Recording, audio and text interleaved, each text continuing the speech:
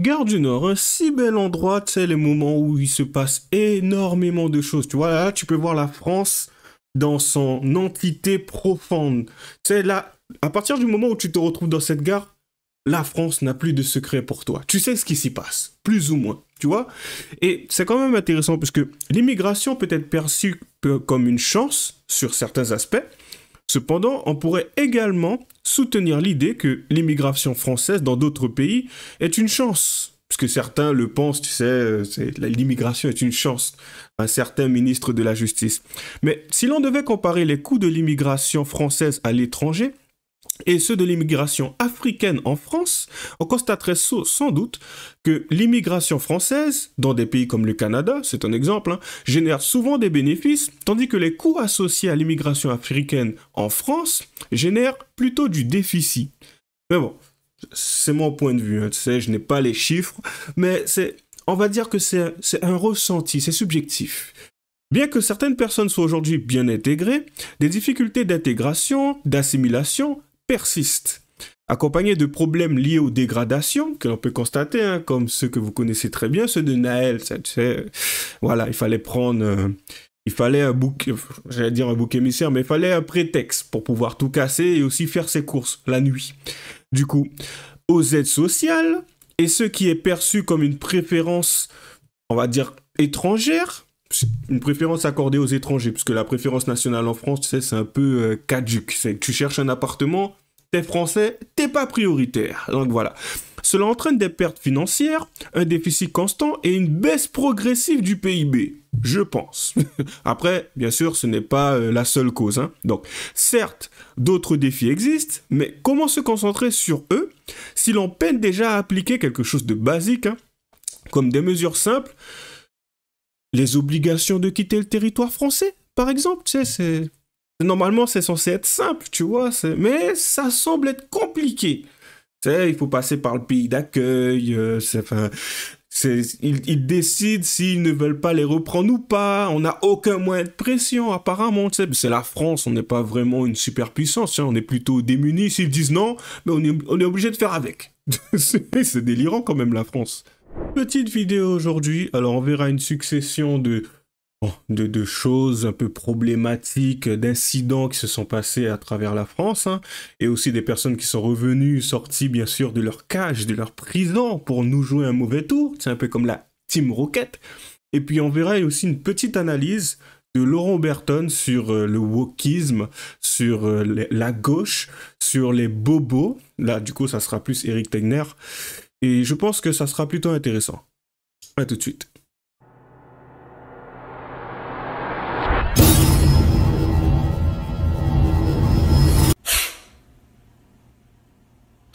Allez, on commence sans plus tarder. Vous vous rappelez le fameux mec qui avait agressé une mamie? Vous vous souvenez de cette ordure qui avait violemment agressé une grand-mère et sa petite fille à Bordeaux en janvier de cette année? Il avait été condamné à 2 ans de prison, dont 1 avec sursis. Il aurait été récemment libéré grâce aux réductions de peine. Ouais, comme d'habitude, j'ai envie de te dire. Alors, monsieur le garde des Sceaux, le laxisme judiciaire n'existe pas. Hein? Vous vous rappelez de la fameuse vidéo? Je vous la mets.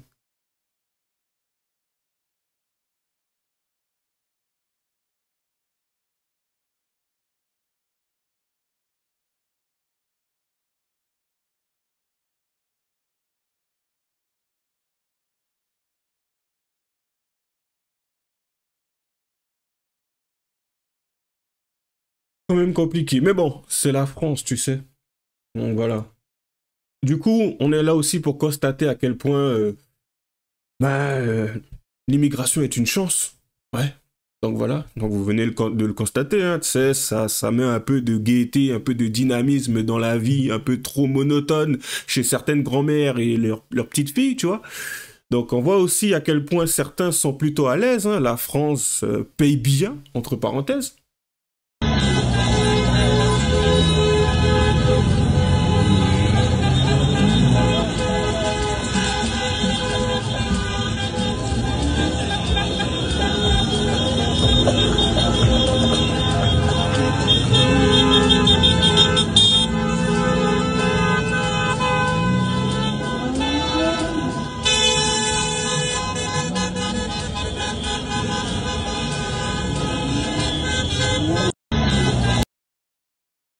Je me demande si ça se passe pareil, tu sais, que ça soit au Maroc, en Tunisie ou en Algérie, ou enfin, je sais pas, je me pose des questions. Après, peut-être que c'est pas la France, hein, tu sais, peut-être qu'en fait ce sont leurs revenus, peut-être qu'ils sont entrepreneurs, peut-être qu'en fait ils ont réussi. Qui sait? Tu sais pas. Ah, je spécule, hein, peut-être que je me trompe. Comme quoi. La richesse de la diversité à la gare du Nord, selon la France Insoumise, un spectacle quotidien, soutien à nos forces de l'ordre. Ah, désolé.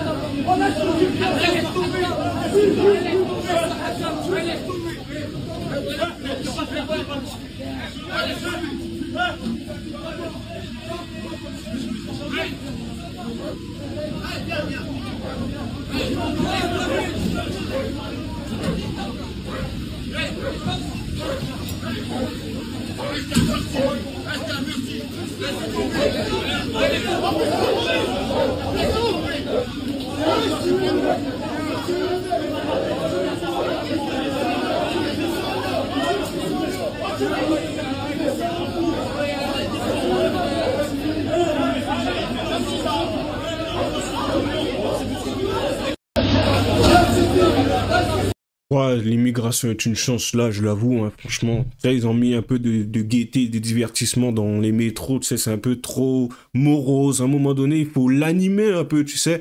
Donc, surtout, tu sais, certaines personnes qui rentrent du travail ou qui y vont, tout simplement, et qui ont besoin par moment d'un peu d'animosité, tu sais, il faut rendre la France comme elle l'était. Tu sais, avant, ça chantait et tout, il y avait... Mais aujourd'hui, c'est un peu morosé. L'immigration nous apporte ce que l'on n'a plus. Ou en tout cas, c'est comme ça que je pense que ça c'est censé être interprété. Je le pense. Voilà, donc je vois pas en quoi ça pourrait être une chance. Enfin, de ce que je peux constater, si j'essaye d'être positif, c'est ce qui en ressort. Donc voilà, allez, on continue. Du coup, Paris, un homme dans un état second déambule comme un zombie dans les rues de Paris.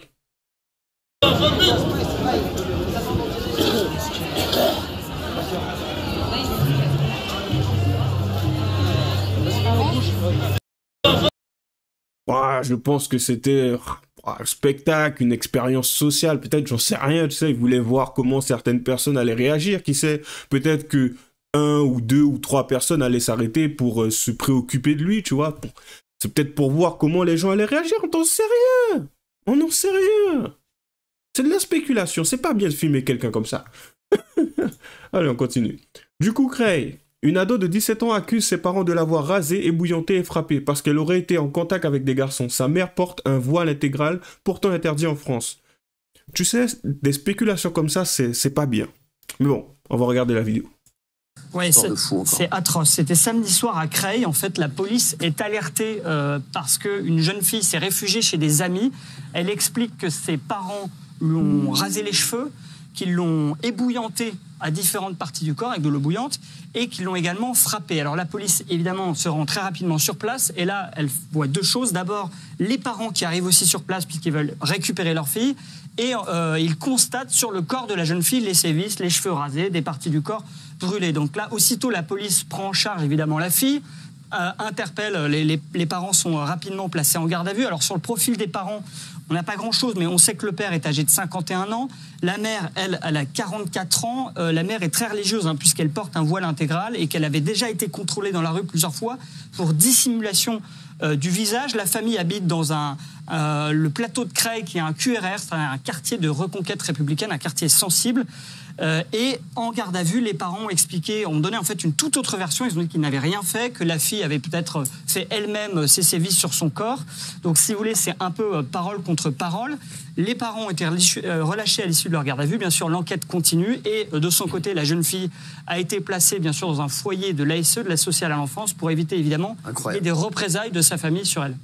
Un retraité de 84, une retraitée de 24 Vous voyez quand même, on va arrêter de rire un peu, vous voyez quand même jusqu'où cela peut aller. Et en fin de compte, voyez-vous, c'est quand même intéressant pour moi de constater que, encore une fois, c'est une histoire de voile, hein, toujours, quand on a la religion, tu sais, quelque part et tout, dans la famille, il y a toujours des comportements un peu bizarres, tu sais, certains, en plus, se gargarisent assez souvent de dire, ouais, si c'était pas la religion, j'aurais fait v'là des choses, tellement de choses, franchement, c'est la religion qui m'a contenu. Oui, mais comme je l'ai déjà dit auparavant, c'est un problème. Si la religion a besoin de te contenir, ça veut dire qu'au fond, tu n'as pas changé. Et à partir du moment où tu en as l'occasion et que c'est plus ou moins dissimulé, tu le feras quand même. Donc, quelle est la garantie que je peux avoir? C'est le fait que tu sois assujetti à un Dieu? Moi, je préfère quelqu'un qui a totalement changé. Quand je dis bien totalement changé, c'est qu'il a réglé plus ou moins ses problèmes et aujourd'hui, il arrive à composer avec et à vivre avec. C'est une personne qui est consciente des problèmes qu'elle a et elle a réussi à mettre justement en place des choses pour se protéger d'elle-même et pour protéger les autres. Que quelqu'un qui pense qu'avec quelque chose, ça sera réglé, mais que concrètement, ça ne l'est pas. Parce que la personne, elle est comme elle est un problème dans la société, et elle se dit de toutes les manières, même si à un moment donné, j'ai ce désir ou cette envie ou cette pulsion, mon Dieu en qui je crois protégera les autres et me protégera moi. Mais en fin de compte, de ce qu'on peut constater, il fonctionne pas bien Dieu. On dit peut-être qu'il est pas au courant, peut-être qu'il a du mal à démarrer, tu sais, peut-être qu'il faut le motiver, qui sait. Ouais, peut-être envoie-lui tes textes sacrés sur la gueule, peut-être qu'il va réagir, j'en sais rien, mais il manque quelque chose, tu vois, il faut le pousser un peu, peut-être qu'il manque de discipline, j'en sais rien.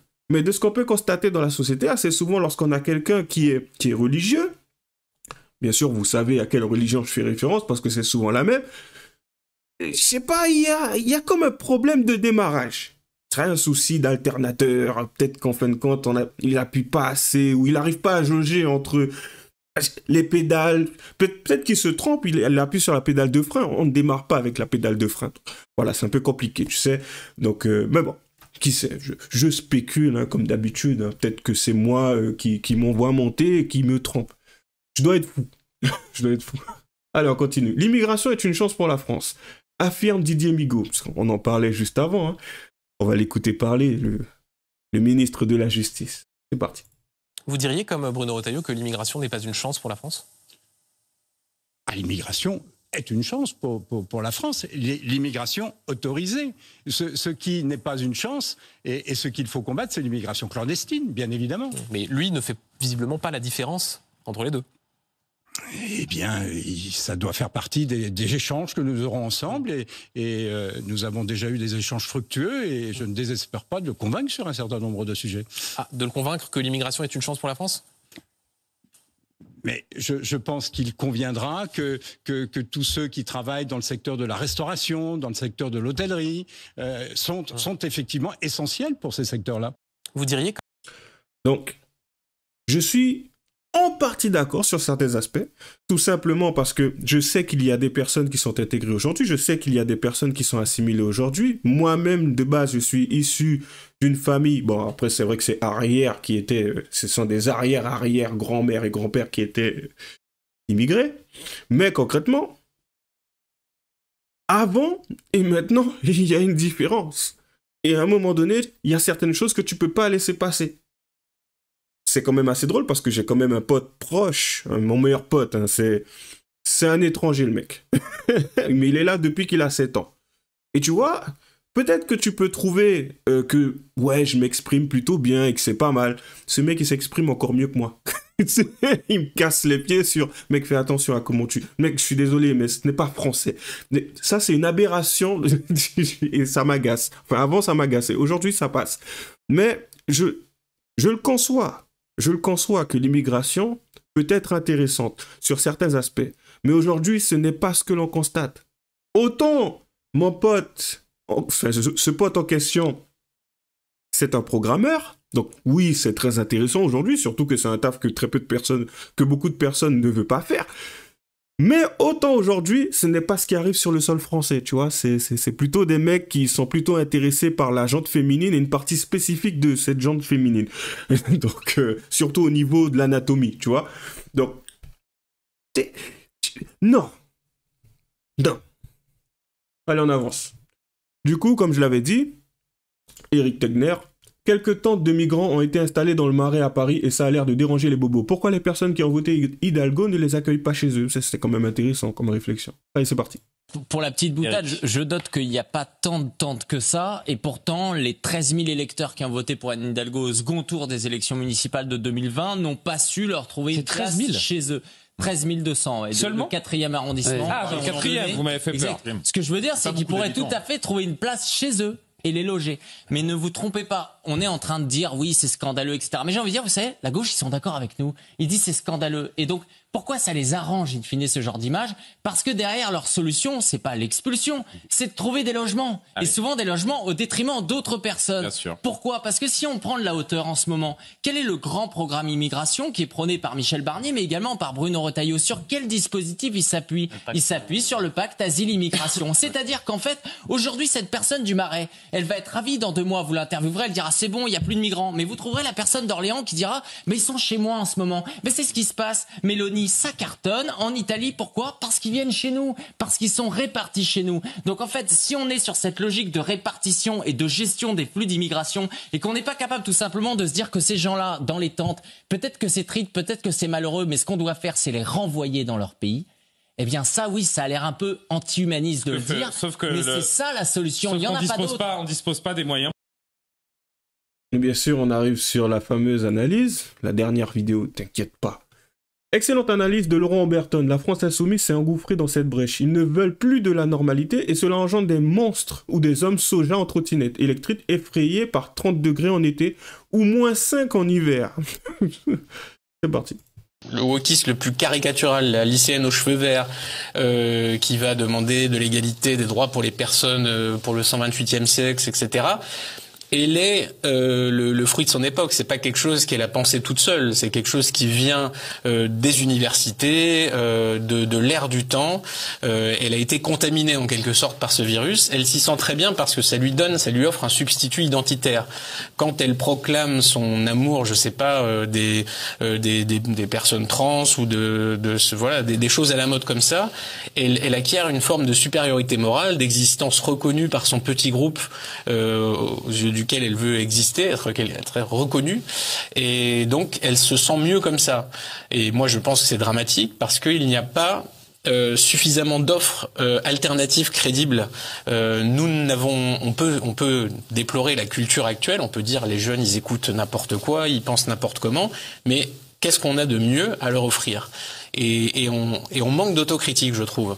On s'en remet à d'autres, on s'en remet mais on refuse de jouer en quelque sorte, de participer nous-mêmes et de dire bah très bien, si la culture dominante est si dramatique, qu'est-ce qu'on attend, qu'est-ce qu'on vaut de mieux? Et la réponse ne risque de ne pas nous faire plaisir malheureusement.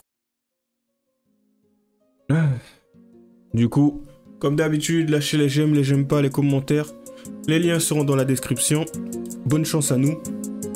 À la prochaine.